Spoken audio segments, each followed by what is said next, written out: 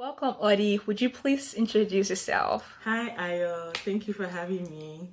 Thank you for Finally, coming. I'm like, I made it into season one. We made it happen. After a few here and there's, a few nudges, we're here, Yeah. we're here. So I'm excited to be here. Thank you for having me. Thank you for coming. So, my name is Audie Akosionu. I am a fourth-year doctoral student at the University of Minnesota. I study health economics of aging. Looking at racial disparities and how that impacts the quality of care and quality of life for older adults who are receiving care as they age.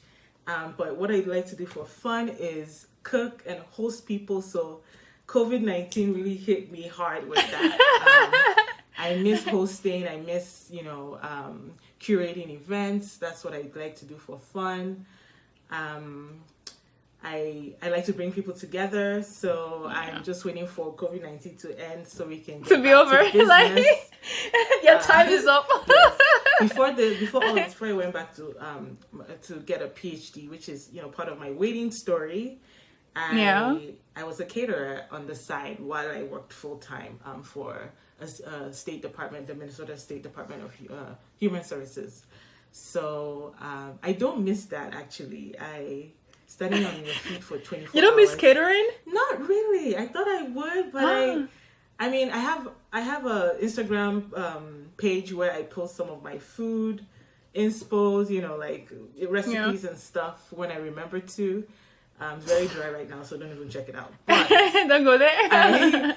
I actually don't miss catering. It was a lot of work. I have so much respect for full-time caterers. I was a one-man business and I had like help here and there, but it was really tough.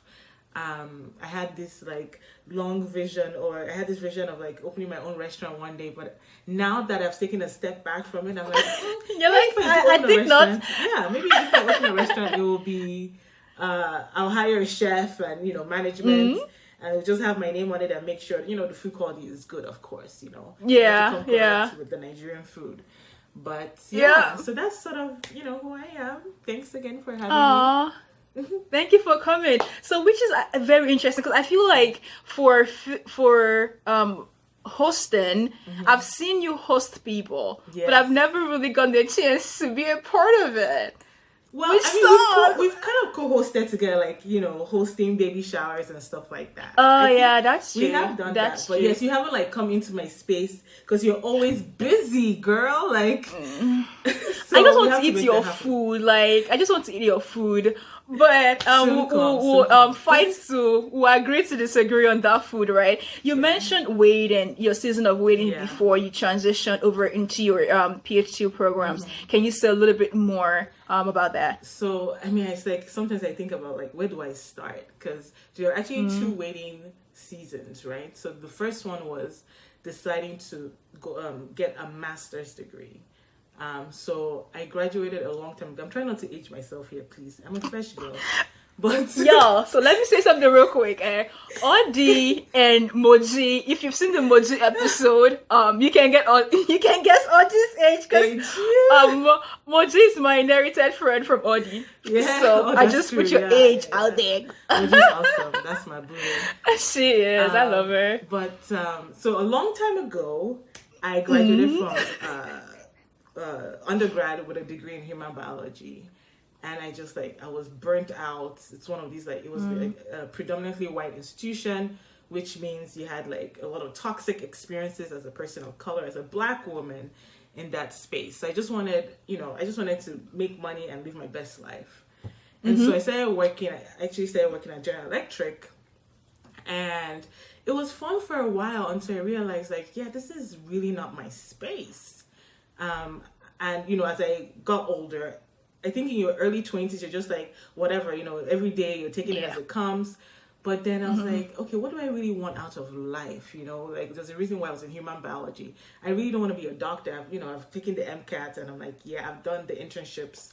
I interned for 5 years in a hospital. I was wow. This is not for me. But I did want to be in health, right? So I had to kind of, one, find mentors who could support me and sponsors who could sort of hype me up.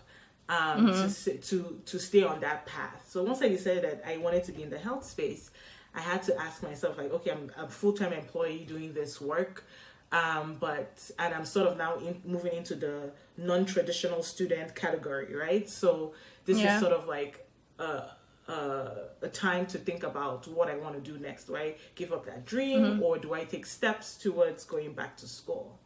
And so, even after I had a realization, it didn't happen overnight, right? Or not even overnight. It didn't happen within the next year. It was a couple years, because like, okay, I talked to my mentors. I sort of like prep myself mentally to re-enter school. It's been a while since I had taken classes at that point. So it was about like, what do I need to succeed? What area of health am I even interested in? Do I know anybody in that space that I'm entering or considering entering? So all of that. And so that was like my first waiting season, right? So I had to think about like, what do I want to do? Who do I talk to? Who do I reach out to? I had to like find that confidence, because you need a different level of confidence when you're going back to school as a student. You have to psych yourself that you can do it, that you're smart enough to be in that space with other students. And it's hard. Grad school is really hard. So it's like, I'm also going to be giving up my salary, right? I'm not going to be able to go to the mall and spend all day there, because your money. Exactly, I can't spend all my money and all that stuff. That's finance is a whole different Sense and Rants episode, right? But I'm telling you.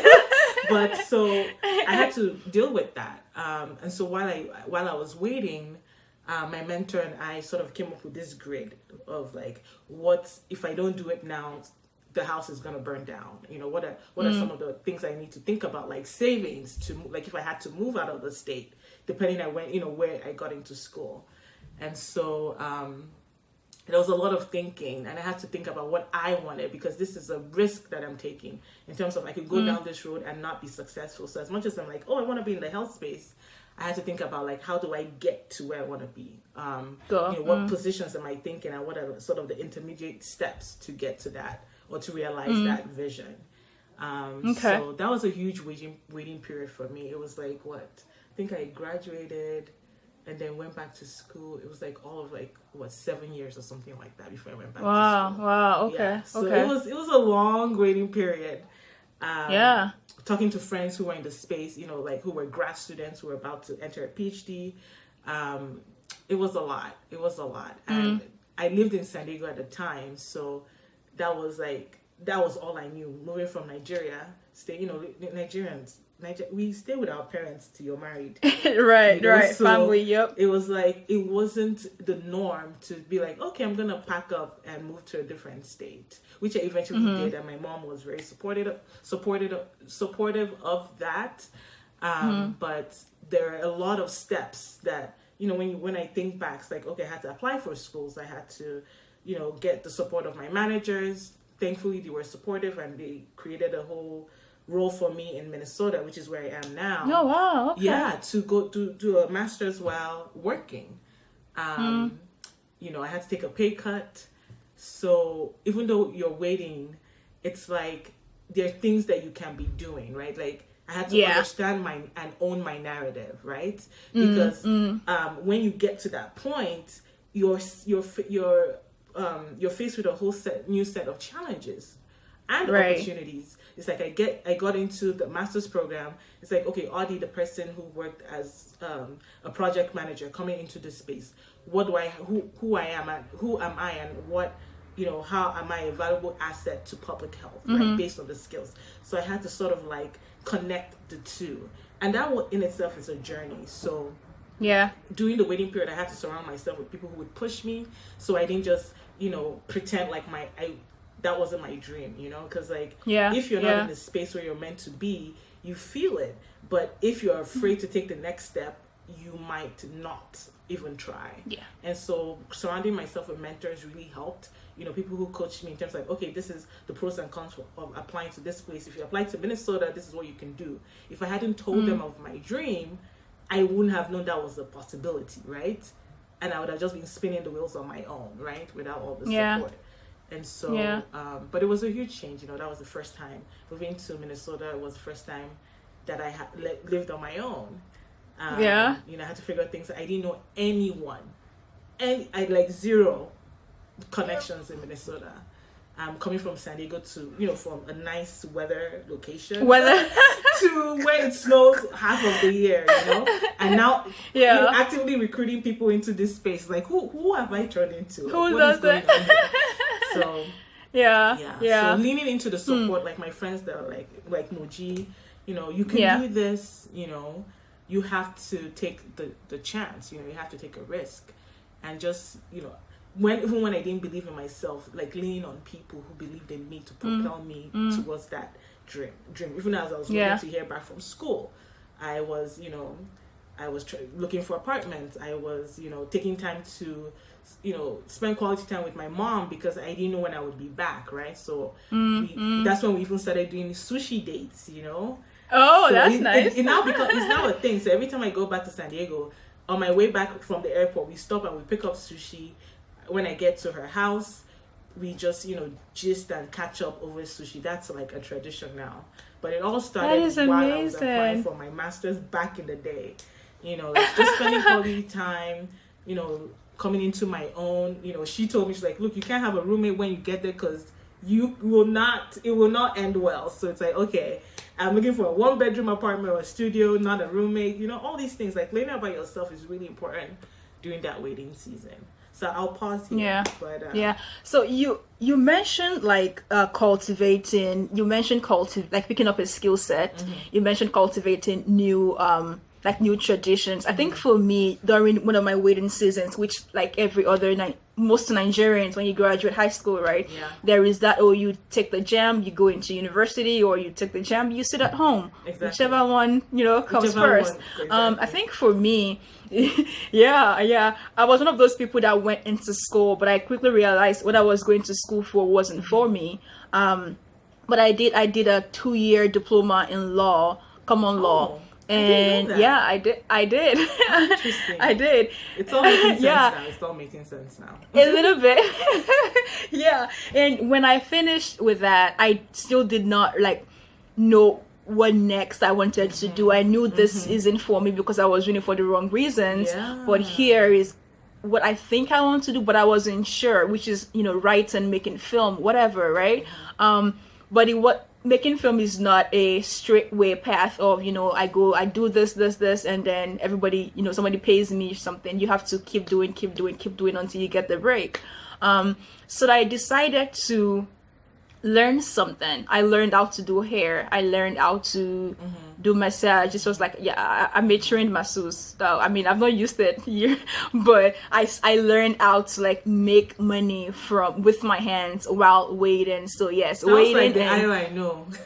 Money is always sleeping. Money is coming into the account. I have to, you know, I have to have a plan. Yeah, which also makes waiting really difficult, right? Because I'm that person that is like, okay, so what next? Okay, but I failed. So what next? Okay, but I passed. Thank you. Give me my trophy. But what next?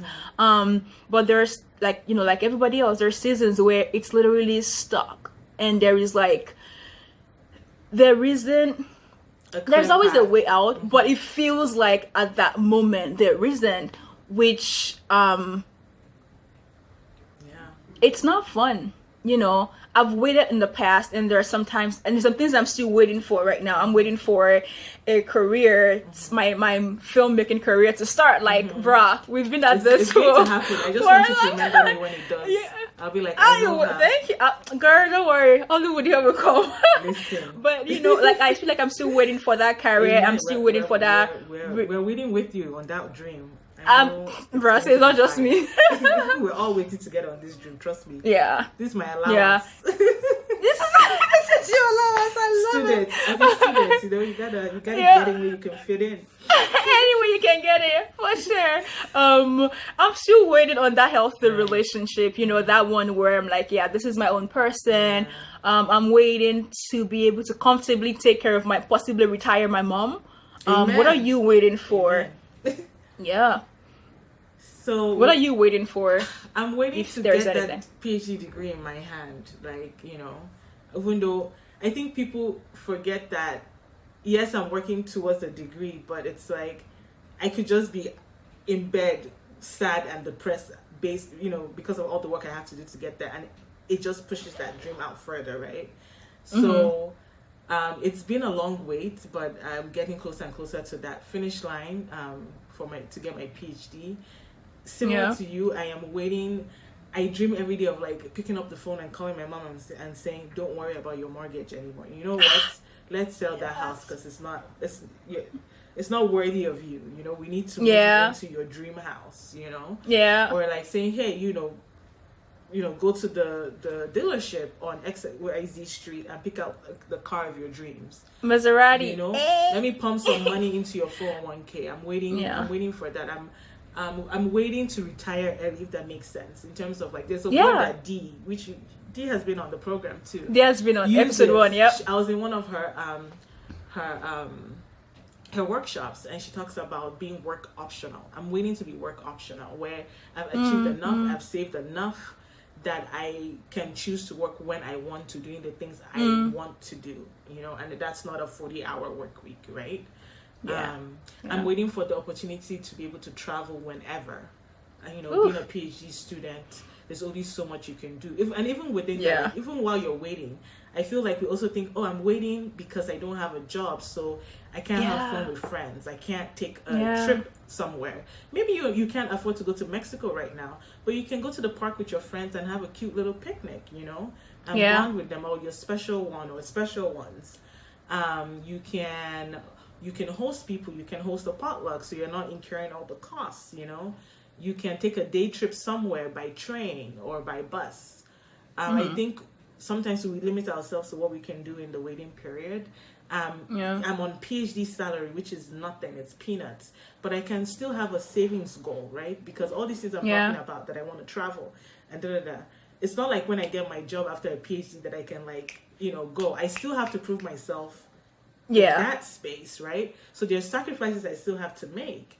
And so if I can start saving now, by the time I am well established in my career, I can take even better trips, if that makes sense, right? Yeah. Even more, because I'm all about that Lux life. I didn't come to Ed to suffer. That's my own. So it's like, top life gang.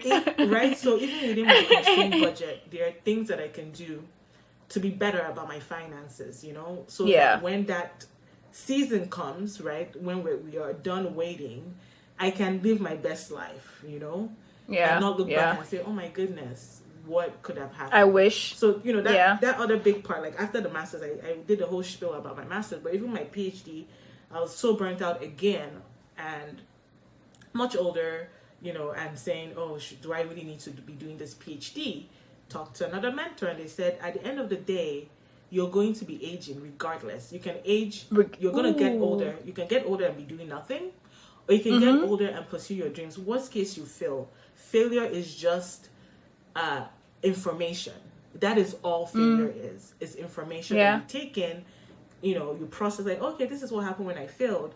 I'm going to apply it in this way so that I can pick myself up with the support of a community and, either learn from my mistakes or pivot to something that it fits me better, whatever it might be, whether it's a relationship, whether it's like, a career, going back to school, whatever it is, right? So I also have to think like, what, this skincare page that I want to start a skincare page on Instagram.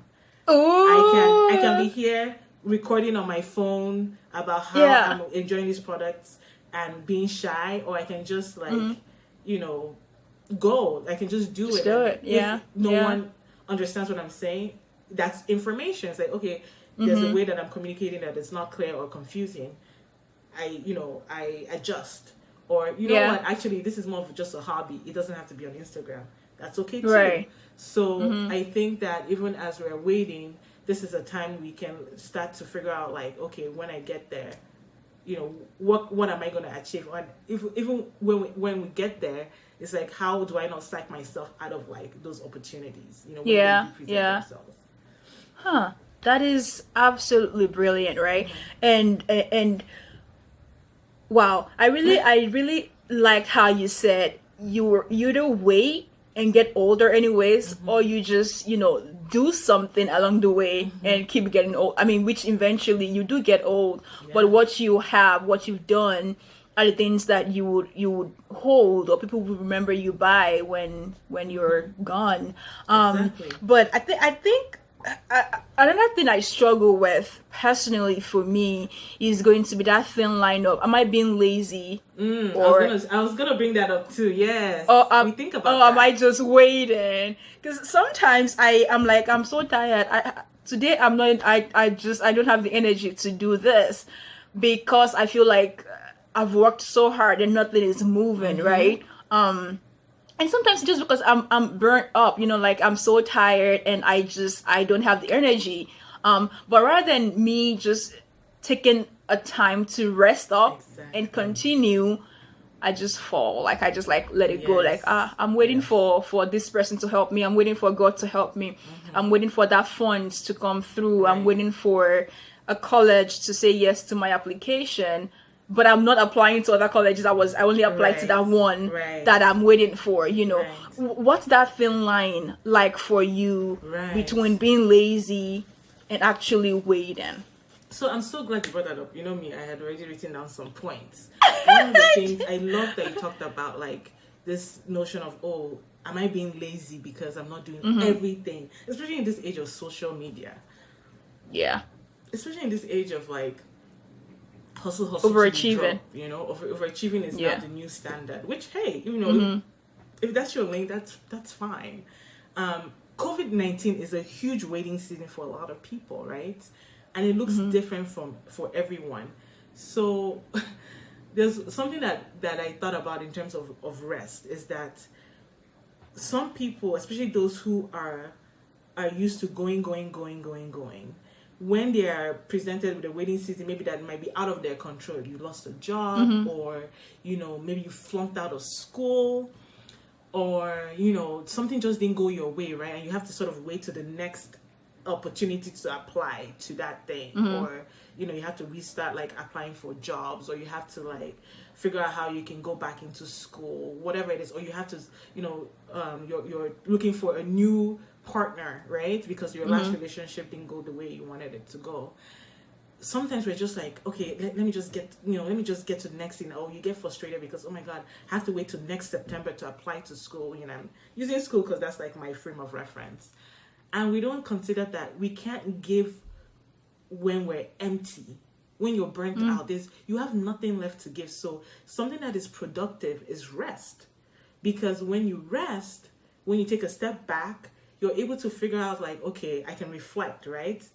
How, what went wrong, when, how, what did I do wrong, or, But Instagram is telling you have to work 24 hours a day. You have to be that's why you flexing gotta that click the X and be an button. entrepreneur at 3 a.m. in the morning. No, please.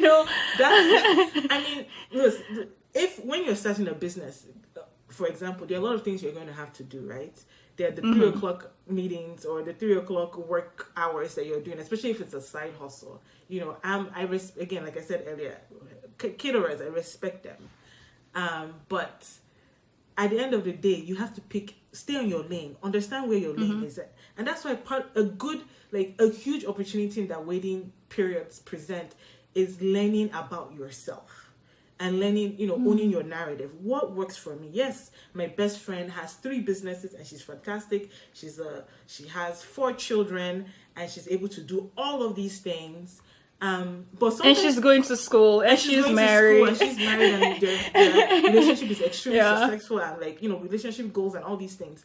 But you're not with her 24 hours a day. You're not there when she's hiding in the pantry crying because she just can't she just needs 5 minutes break, or maybe she has now learned that, oh, you know what, I need to hire XYZ people to help with the laundry so I can, there are a lot of things that they're doing to create time, right, to do the things that you see them do. Or maybe they're also exhausted, but they're the strong ones, so it's hard for them to communicate that they need help, So there are a lot of things that we don't see, especially when you're on social media. You see people, starting businesses and, starting a podcast.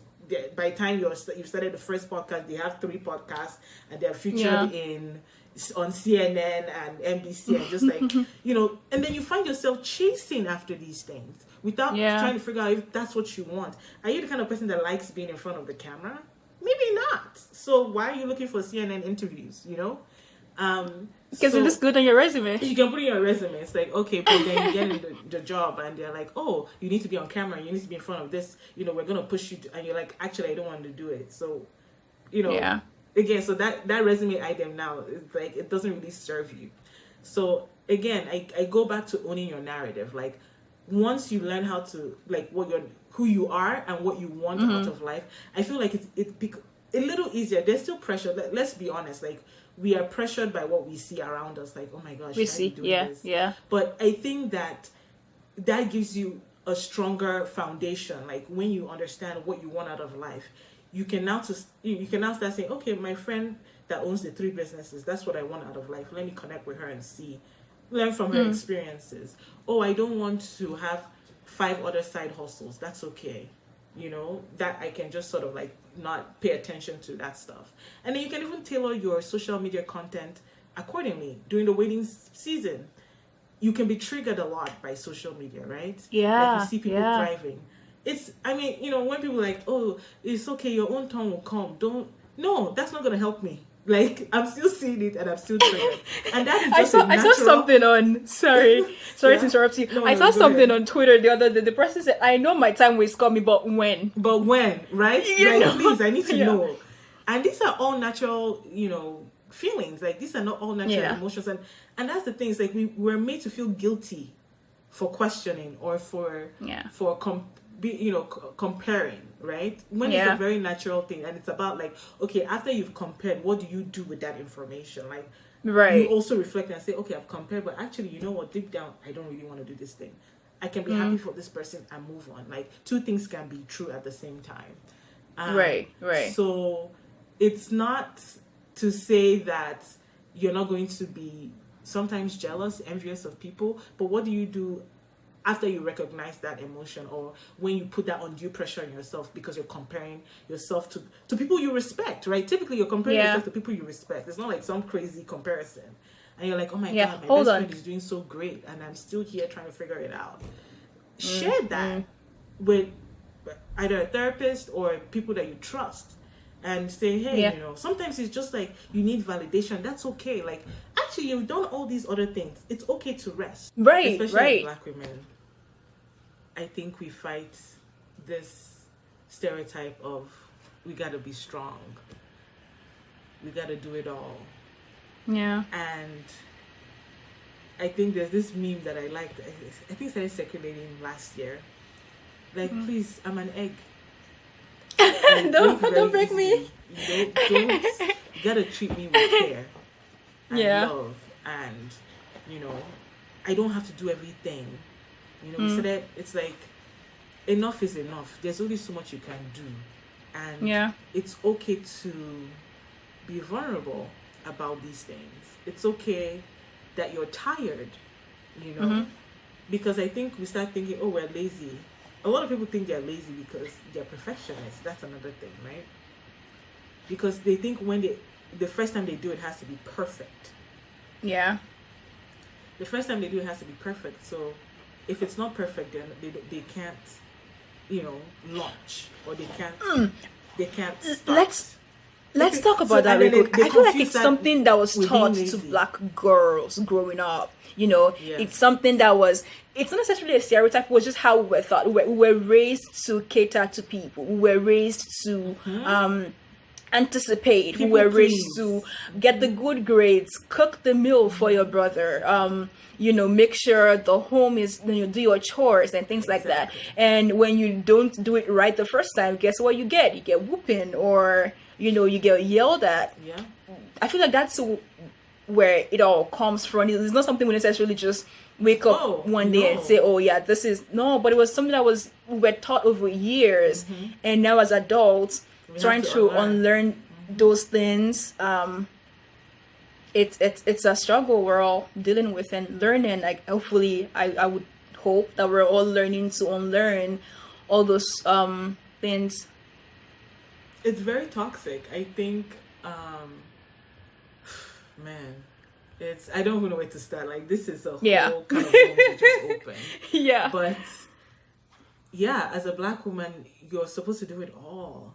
What do you mean you don't have children by the age of 25? 30. Yeah. It's like now, because of like the That was world we live in, like 30 is now acceptable. Yeah. But back, like when I was younger, my aunts were expected to have 2 kids by the time they were 25, right? And now that timeline has shifted a little bit. But you know, I'm a single woman, and how many times do you think, oh God, do I want to go to this party because they're gonna ask me Because to get married? You know, I'm not doing. Where's enough. your husband? You know, I'm not doing enough. Where's your husband? You know, where are your kids? You're getting older. Yeah. So I think even laziness, it depends on what you're talking about, right? Because different things are assigned different value, right? One is a higher value. Yeah. Like, even me getting a PhD is not a higher of a value as getting married in some circles, right? So I think, again, I always go back to owning your narrative, because then when these things are coming at you, you're going to say, no, please, I beg, I'm not going to kill myself over the things that are not central to my happiness. Right? So there is, you know, going back to that thin line, there is a thin line of thinking you're lazy and not, you know, like getting the support you need to be able to do something, right? I think laziness, I always challenge that feeling of laziness. I think sometimes it's like perfectionism. You think that you have to do, everything has to be perfect. But most things we do are just drafts, right? We apply for a job, we get the job. That's just the first draft, you know? You have to continue to work to be good at your job, you know? And we don't give ourselves grace to do that. We don't give ourselves grace to accept the first drafts of our lives or of our experiences. And then, so when we fail, instead of it being like, oh, okay, this is more information that I can use to propel myself or to support myself, it's like, oh my God, I didn't do it good enough. I'm too lazy. Or, you know, maybe you're burnt out, and instead of resting, you keep working, so you're not putting out your best. But you internalize that as being lazy. Like, I'm not doing, like, this person is doing all these things. We're all both doing the same job and they're excelling. I have to. It must be that I'm lazy, you know? And then when you're anxious about a situation and you can't bring yourself to do something, you think you're lazy as well, as opposed to I don't have the right supports, you know? I feel isolated. And that's why in waiting seasons, it's important to be vulnerable and reach out to your friends, even especially when it's hard. And it's harder for people who are strong, you know, checking with your strong friends, you know. It's true. Nobody expects you to be the You know, strong people don't have waiting seasons. Have you ever thought of it? It's like, oh, this is my friend that does everything. Can you think of a waiting like, oh, I don't remember when whoever Ayo had a waiting season. Like, she's just my strong friend that just does everything. But that's not true. You know, that's so not true. We internalize those things again, especially as Black women. Like, she has 3 kids. She's doing this. She's a hustler. She's just killing it. On top, you know, still has time to slay on the gram. Her makeup is always on point. Her makeup is popping. If you see her at Target, her nails are done. You know, you forget that everyone has waiting season. Every single, from the highest person in office, the most powerful person to kids, everyone has waiting seasons. And so again, we misinterpret that as being lazy. You know? It might not just be your turn yet, and that's okay. Or, you know, there's some of the inputs that you're missing, whether it's support from friends and family or sponsors. You might be missing sponsors, or you might just have incomplete information about a school you want to apply to. You know, or you might have a lot of so I have so much information question for you right now from everything you literally said for the last 3 minutes. You talked about sponsor, you talked about things you said to yourself, right? And you talked about support. So let's start with sponsor. How do you get a sponsor? Like, who are the people and how do they sponsor you? What does that look like? And I think that you can also link that with support. You know, how does support look like when it comes to sponsorship, and what does support look like to you from people who cannot be a sponsor? So just a little background on that. So I'm actually the mentorship director for Research in Color. And so Research in Color Foundation is it's an organization that provides or matches 30, right now in our current cycle, 36 mentees to mentors. The mentees are scholars who are interested in pursuing a PhD degree in economics or related fields, Oh, to mentors okay. who are either professors, experts, professors in the industry. So they might work at, the World Bank, or be a professor at a well-known university, like an Ivy League university, or not, but they're experts in their individual fields. And so we bring them together for about 6 to 8 months, and the mentee will work on an independent research project with the support of their mentor. So I say that to say that support can look a lot of ways, right? Like, it's not just one thing. So when in thinking of who a sponsor is, you also have to first understand what do you need. And you might not know everything, but you have to start somewhere. Like, okay, using myself as an example, I want to get a master's in public health. So I need support from my friends who are graduate students already. They might not be graduate students in my field, but they are people who have the graduate experience, right? So I can talk to them and say, hey, what do I need to do? What needs to be in my CV? Send me your CV. That is support, right? So you're not starting from scratch. A lot of why, again, turning that laziness thing on the head is like, you don't know what you don't know, right? Don't know. And that can create anxiety, or that can create stress that can that causes us to be immobile. We don't move forward because we're stuck. We feel stuck because we just don't know a lot of things. And so the first thing is figuring out, even if it's making a list, like, okay, I don't know what my CV is supposed to look like applying to schools. Who do I know is a graduate student? Or who do I know that knows someone who is, right? That knows someone, Exactly. And I'm saying all these things from a perspective of someone who might not have some mental health challenges that they also need to address. Because, like, if you're depressed or anxious, that can prevent you from even reaching out to your friend, right? Because you're isolated. So we're just going to park that to the side for a second and just assume that, okay, you're like, I want to move forward. I don't know what I don't know. How do I move forward? Find a friend that can help you or understand even the graduate student experience. And then say, oh, actually, you're in a school that I'm interested in. Can you connect me with the coordinator so I can talk to her? You see what I'm saying? So it's not like it's just, it has to be one-on-one. Like, it's a tree of influence. It's a network tree, right? Where you start with one, and that person will lead you to something else, that will lead you to something else, that will lead you to something else, right? Even before I became a mentorship director, I felt stuck. Like, I'm the first Black person in my program, health economics track specifically, not the actual program, but the track within that program. And so I didn't see people who could mentor me. Even my advisor, who is amazing, is not a Black woman or a person of color. And so she can't mentor me in some certain things. She doesn't have the same lived experiences. So do your mentors always have to look like you? They don't necessarily or be of the same gender. Okay. We have, I guess what I'm trying to say is, like, you don't have to have just one mentor. Like, one mentor can't do everything for you, right? So you have to sort of even go away from that. Like, you can't have a mentor who will have your lived experiences, is exactly interested in all the things you're interested in, whether it be like on the personal side, like a mentor in relationships, right? Your mentor could be a single person who's successful. Like, they're not going to give you relationship, or they might not have relationship advice that speaks to your needs. Do you see what I'm saying? As a very broad example. And so you don't need just one mentor. You have to figure out, like, what are my different needs and who are the people that I can identify that can support me, right? Again, it's going back to that network mentality.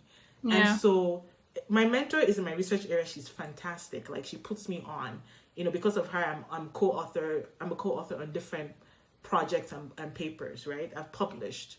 So absolutely, she's my champion. She has even gone beyond my mentor to a sponsor as well, which is a lot of work for one person. Sometimes I wonder how she does it, right? Because she also has her own family and her own thing she's dealing with. But she can't mentor me from these are the microaggressions that I face in school. She has the cultural humility to understand that she might not understand it all. And then she supports me in making sure those issues are addressed. But she also supports me to find mentors who would have similar shared experiences. Because the way that they navigate the experience that she will lack, right? She doesn't have that lens. And on the mentor side, it's really, really important for us to understand, or for mentors to understand what lens they don't have. Because that's how you lead people astray. when you're like, all right, let's do it all, but you don't have Yeah. the capacity and the Capacity, yeah. lens or the lived experience to do it all. So even mentors and sponsors have to find out, like, this is what I'm good at and this is how I can support or mentor you. That's how you have the best experience. So Yeah. I think a mentor is someone who you can share everything with, right? And it could also include a sponsor. I think sometimes people think those two are different. They can be the same. They can that's you know, in the age of social media, everybody wants labels for everything. A sponsor can be a mentor. Yeah. A sponsor I don't know. I feel like good... for me personally, yeah. How do you describe a sponsor? For me, I mean, I guess I have to think about it a little bit, but I think a sponsor is someone who is like, look, as you're working on these things, I'm going to make sure I'm supporting you to excel, right? It's more about making sure you're walking through the doors, those doors of opportunity. Whether it's literally sponsoring you with money and funding, or sponsoring by opening doors to connect with people who can open the doors, who can open more doors for you. Does that make sense? So okay, so this is how I try to differentiate both for me personally. My mentor is someone that prepares me for those to come into a space. My sponsor mentions my name in those spaces. So but a mentor can do that too. I think true. But a sponsor is more like, oh, I hear your dreams. I will make them happen. Absolutely. A mentor shapes you into that person that your sponsor takes. And maybe I'm wrong. Maybe I just have a different. Maybe I just have a different interpretation of it. But yeah, I think it's an umbrella. So I think mentorship is the umbrella, and then you have mentors who focus on really just sponsoring you, right? Because a mentor can. My advisor, who also is my mentor, does that. She's like, "Hey, Adi, Forbes called. I want you to get interviewed. This actually happened, you know." Yeah, I know. You're your old Forbes girl. So in that, she was a sponsor, right? Oh yeah, that's true. In that way, because she's like, yeah, she talked to the person who was doing the interview. Said, you have to talk to Adi, and here's an email, and that's how that happened. But she also is the person that prepares me, like, hey, you're about to be on the job market. This is what you need in your portfolio. Let us work on it. Set up, bi-weekly meetings. Let's identify the gaps and have a plan to make sure you're ready for when that opportunity comes.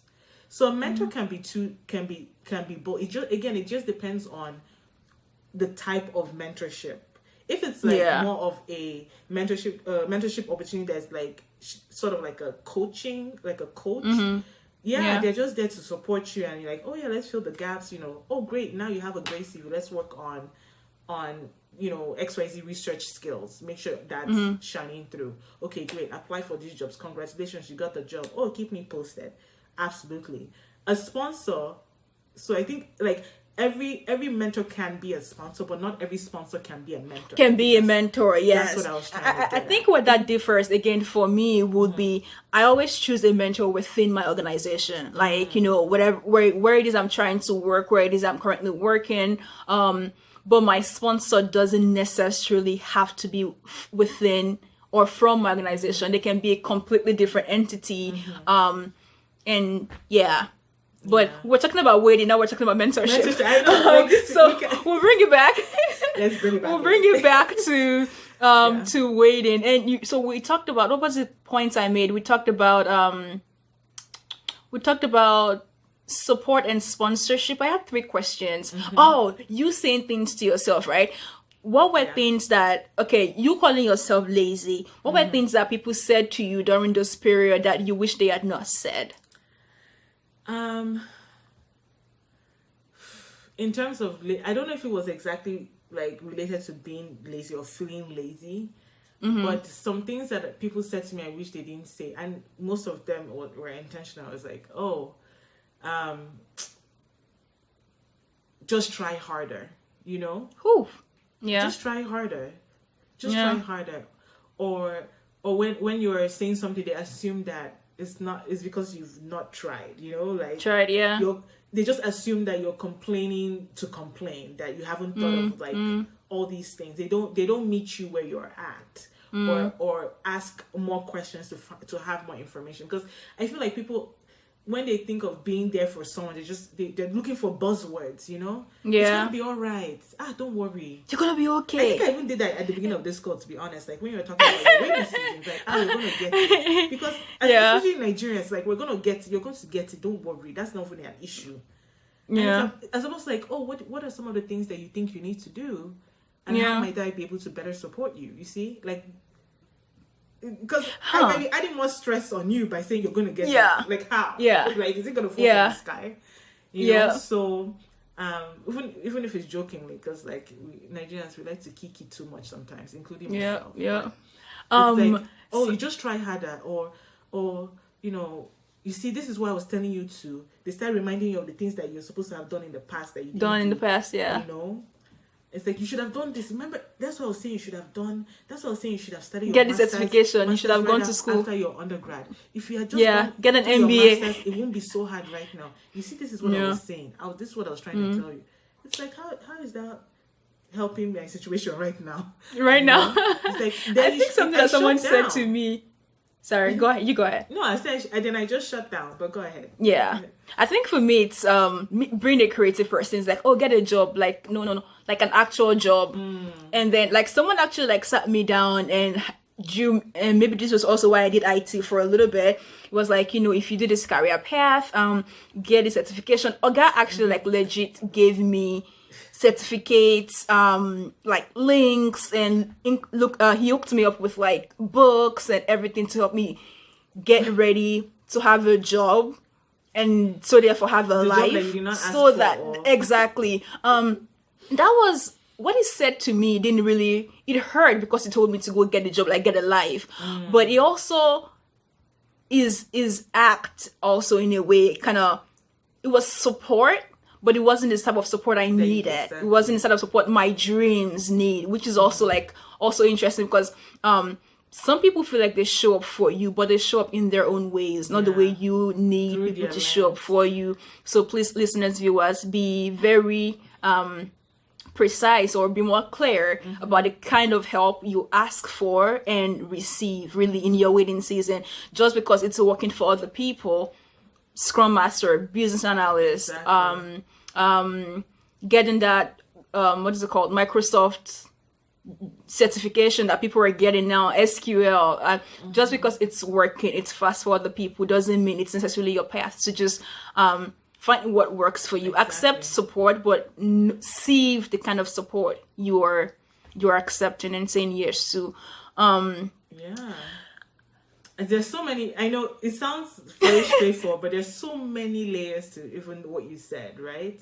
It's like you said, understanding the support one might need, while if you're the one offering that support. But that has to come with cultural humility, or some kind of humility, where you don't have the lens. So for instance, Ayo, you're coming to me, you're like, oh, you know, my script got rejected, and I feel like giving up. And I'm like, well, should you're good at this other thing, please go and do that on Excel. Go and do something else, yeah. Yeah, but that's not the support you need. But I'm being a good friend, saying like, oh, you're great at everything else, so just do that and not stress yourself. And so I think another thing that I saw lately is about, like, when you're also talking to someone, it's good to also clarify what you're looking for in return, if you are looking for. So it's like, hey, Ayo or Odi, you know, I didn't get that script. You know, I just really need some words of encouragement about script writing and, you know, pursuing other. But so then I'm like, okay, this is kind of support she needs. Yes, yeah. And I might say, look, I don't even know any resources for script writing. Can you tell me more about what went wrong with this process, if you can share? And, I know, you know, Kemi has a friend, or she's in this business. I can maybe hook you guys up. That way I take myself out of, like, you know, I don't have to provide support that I don't know, or I don't know anything about. I can now take a step back and be honest and say, you know what, I don't know how to support you in this specific area, but here's what I can do, you know? Or does that make sense? Like, I think it does. And that's something I've learned over the years. So, like, how can I help you? Let me not help you. Let me not show up for you the way I think you need me to show up. And it's always like, oh, I had a terrible day, or my career is not going good right now. Okay, I will hear you, but dear friend, how can I help you? Is there something I need to tell you, is there something I need to help you with? Which is interesting because two of my very close friends, they both read my scripts. Like most of the time, I send my scripts to them. One tells me, good job, you're right. I'm glad you're writing, but I literally don't know how to give you feedback on scripts. And the other one goes, I know them enough to know what I'm expecting of them when it comes to help. The other person goes, page 1 is trash, page 10 is good, move page 20 to page 1. And it's like, okay, all right. But I have that one person that tells me, you're good enough. They validate my dreams. They validate the fact that I'm still writing. Exactly. And the other person just like straight up says, trash. I've seen better. I have a follow-up of the second person. Is that person in the industry where like they know what a script is supposed to look like? No, she's just she's. I think she has a better. Not better, but she's read my script over years, like at least over 8 years, to see the progress. And she's a musical inclined person, so yeah, she's musical inclined or music inclined. But so she's a little on the musical, like artistic space part. Yeah. So that's balance. It is. That's what you call a balanced perspective. You're like, okay, on this I feel trash. At least I remember what this friend said to me, and it don't worry. Call me trash. I have somebody that called me good. When I'm ready to look critically at my writing, I have this other friend's feedback that I can work with, and then you sort of so it's like, even so going back to what we're talking about, when people offer support, take what you need as well. Right? Again, this is all based on like self-awareness. You have the tools. You're in a good space, like headspace. Take what you need from as people dish out support, and then keep moving, keep moving. Adjust, pivot when you need to. But you're like, all right, this person has given me this piece that I need, and this other person has given this piece, and you add everything together, and it's like fantastic support. So perspective, and that's also something. Yeah, people feel like at least I've heard people feel like, oh, you're my friend, you should support me. Ooh, all your support cannot come from one person. Like and that's across seasons of life. Whether you're celebrating, whether you're in your wedding season, whatever season it is, you cannot always expect support from one person all the time. Support is different. Take whatever it is they can give, if it's applicable to you. If it's not, just let them give you their best, and don't hold anything against them if it's not right for you. But you said we're gonna round up here. We're gonna round up here soon. Okay. And we're gonna share some lessons we've learned in our waiting season. I think for me I wouldn't necessarily say lesson. This is a lesson, but I would say it's something I try to do. Breathe, like as much as you can. Just remember to breathe. Take a time for yourself. Take a moment for yourself. If that's, I learned in 2020 to hug my own self. Like I'm a physical touch person, but Auntie is single, so but more important, I've learned to hold myself. I've learned to like pat myself on the shoulder when things are right. Treat myself, if that's to ice cream, if that's to a nice restaurant. Well, not 2020, but like just like order a nice meal and just eat. Read a book, listen to music, watch a film that I love. I've probably seen it like 5-6 times. I still watch it again because it's my love language to myself. That's me. Marvel movies. I can watch it over and over. What movie? Marvel movies, like oh my god, you're a Marvel head. I forget. I keep forgetting.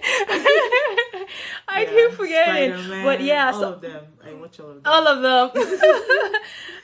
Yeah. What else? I think I would say. Go ahead. Sorry. Go ahead. Yeah, I would say if you can afford it, like talk to people, especially professionals. Therapy.